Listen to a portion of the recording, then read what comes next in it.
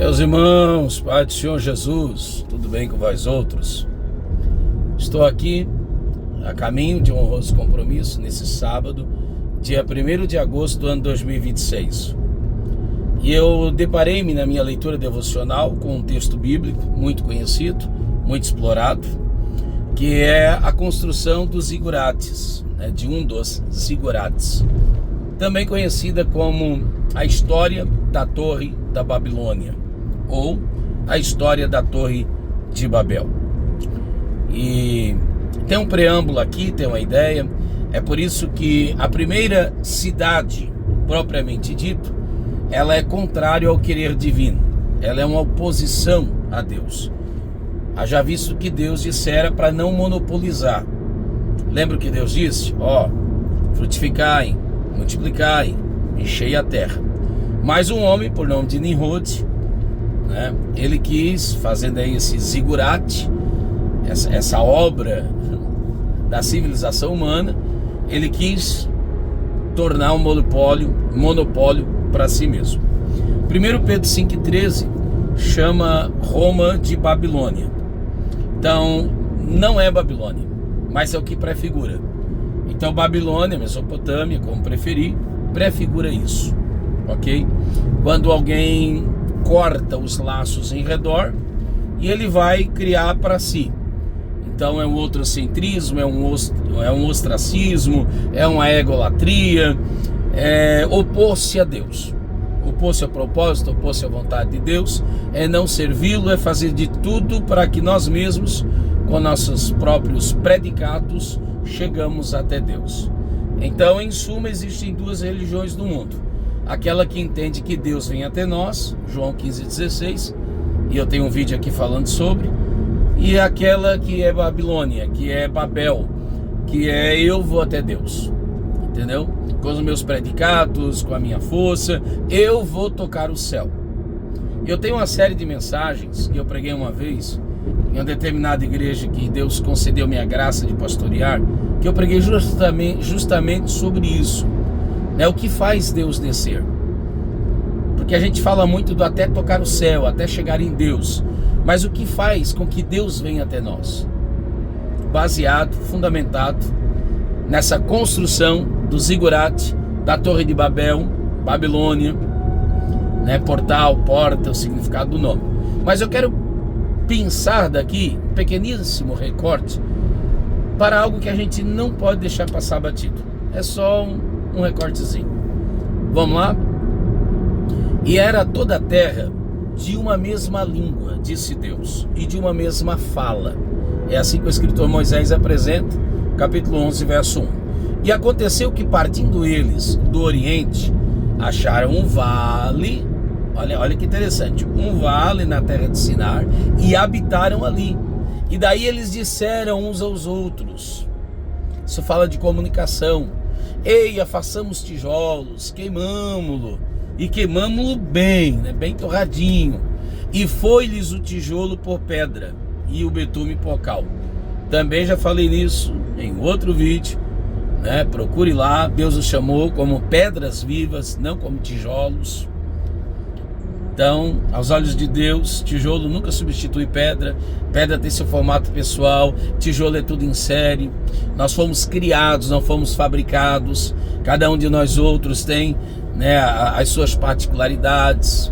Mas observe, Gênesis 11,4 diz assim, e disseram: eia, edificamos uma cidade e uma torre cujo cume toca nos céus, e façamos um nome, para que não sejamos mais espalhados sobre a face de toda a terra. Aí o verso 5 de Gênesis 11 diz que então desceu o Senhor para ver a cidade e a torre que os filhos dos homens a edificavam.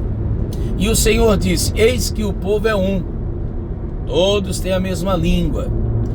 Aqui está, eu não sou um hebraísta, mas está no plural, e aquilo que é chamado de plural de majestade, eu prefiro entender como trindade. Mas olha a conversa de Deus com Deus. Por isso Jesus é Deus de Deus, mas isso é uma outra história. Eis que o povo é um, todos têm a mesma língua. Isto é o que começam a fazer. Agora não haverá restrição para tudo o que eles intentarem fazer. Então, esse verso 6 do capítulo 11, é o motivo pelo qual eu estou gravando esse vídeo. E qual é o motivo pelo qual você está gravando? É simples. Aonde não há diálogo, aonde não há comunicação, não há construção. Aonde não há diálogo, aonde não há comunicação, não tem sucesso, não tem êxito. Então, antes de construir algo, um zigurate, né, uma torre em forma de pirâmide, enfim, antes de construir algo visível, que chama atenção, que enche os olhos, algo digno de nota, eles precisaram construir entre si diálogos. Então, aonde não há comunicação, não há construção. Eu e você, nós jamais faremos qualquer coisa relevante, construiremos algo perduradouro, que chama a atenção dos céus e dos homens, se não nos comunicarmos bem. A necessidade da comunicação, a necessidade do diálogo. Nós precisamos dialogar. Não se constrói um ministério próspero, eficiente, beneficente, beneficiador e beneficiado sem o diálogo, sem a conversa. Não se constrói nada de sucesso. Um ministério, um casamento, uma família, uma igreja, uma empresa, gestão de pessoas, é impossível gerar proveitosamente se não houver diálogo.